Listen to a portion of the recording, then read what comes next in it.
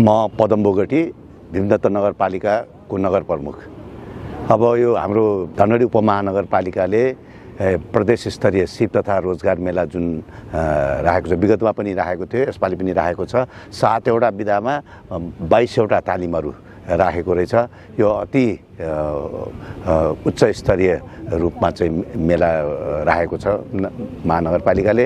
यसमा चाहिँ विभिन्न समुदायका, विभिन्न वर्गका र युवाहरूले तालिम लिएर भोलि आफ्नो भविष्यमा चाहिँ स्वरोजगार, आफ्नो चाहिँ के अरे रोजगारीका लागि उनीहरूलाई चाहिँ यसले चाहिँ सिप उपलब्ध गराउने देखियो। र यसबाट चाहिँ हामीले अरू पालिकाले पनि यसबाट चाहिँ हामीले चाहिँ यो यस्तो मेलाहरू चाहिँ राख्नु चाहिँ जरुरी छ।